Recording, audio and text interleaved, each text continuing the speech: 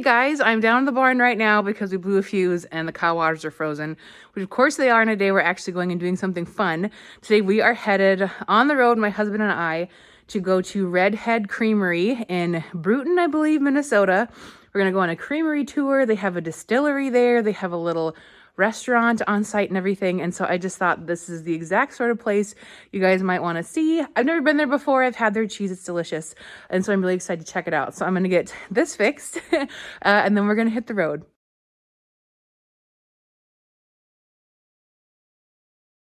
So today we are headed, like I said, to Redhead Creamery. It's about an hour and a half from us. That's where the Little Star is. And it's about a little less than 2 hours from the cities. And let me tell you, it is out in the sticks, or in the fields, more appropriately.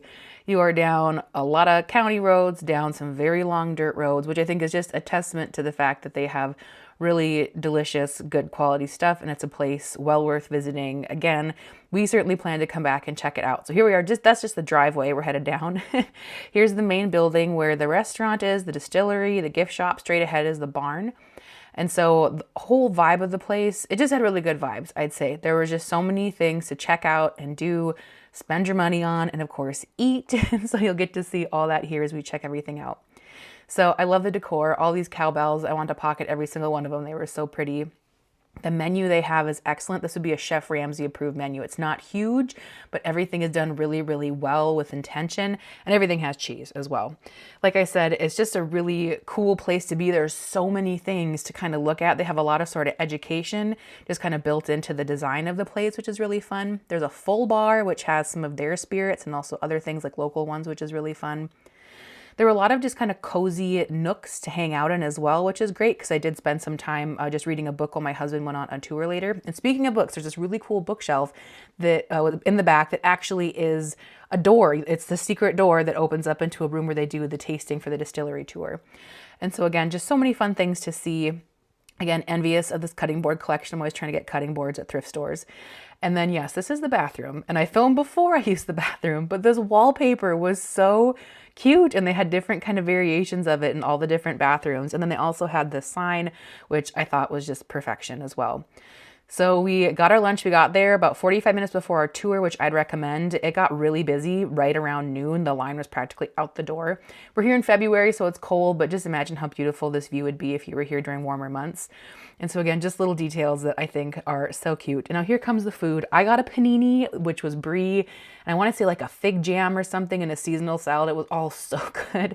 And then my husband insisted on getting the tater tot poutine. Again, more cheese made on site. He got the burger, which was good. I tried some beef from their own cows and then just like wedges, like seriously cut from little wheels of cheese, just wedges. And later on, we actually got bread pudding. We were here for like half a day. We were so busy the whole time. And so my husband, like I said, he went on a distillery tour, which I'll show in a minute. So I just kind of bopped around.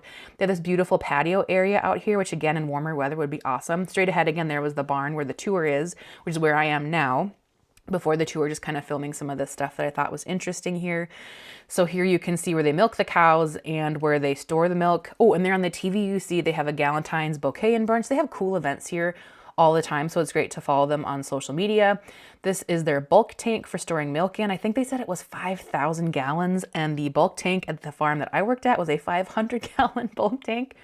And speaking of milk, they have all the cows are here on site.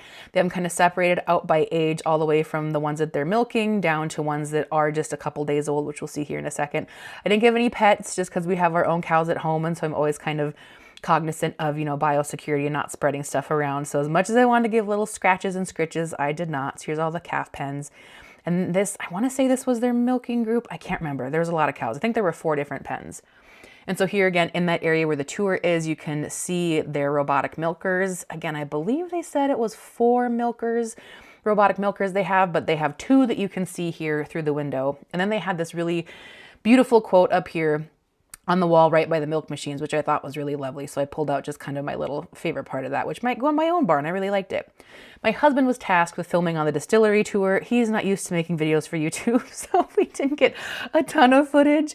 But so they make whey-based spirits there, and I believe some other spirits as well. You can see the whole distillery from viewing windows in the restaurant. So that was a tour that was ahead of us, checking stuff out. Well, he went on the distillery tour. I spent a nice casual time shopping around without children, which I rarely get to do. And so if you are a cheese person, I almost bought one of those butter hair clips, but I didn't because I got instead that sweater right there. The milk plus cultures plus rennet equals, and salt equals cheese. But they had so many, if you're a cheese person or a dairy fanatic, I mean, look at that. It's a cheese candle. Come on. So they had some stuff for kids as well. And then because, of course, they make spirits on site, they had these are kind of bitters and mix-ins for mocktails and cocktails and things like that as well. So there's just about something for everybody. They do also ship their cheeses, which I wanted to kind of put that in here quick as well if you are either en route or just want to buy from anywhere in the country. And super cute cow decor all over the place, which I really, of course, loved. And lots of fun books to check out as well. So there's lots of stuff that would have been fun to take home. Of course, the most important thing to take home is cheese. Their cheeses are made by their master cheesemaker, Elise. They are made on site from the milk from their cows. It's a farmstead cheese, truly. It has won international awards, which is incredible. Again, the brie I thought was really delicious. And then I want to say it was the Marge, maybe. We took home so much cheese. It was like over $100 worth of cheese, but we had to try it all.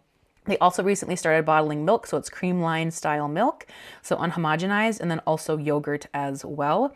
And then in the gift shop area, you can see, or the cheese shop area, you can see where they make cheese there 3 days a week. So they weren't making it on Saturday. That's when they do like tours and other stuff. They're not making their cheeses, but you can check that out too. It was such a fun trip. I highly recommend if you are a cheese person or a good food or local farms person, check out Red Head Creamery just outside of Bruton. It is well worth your time.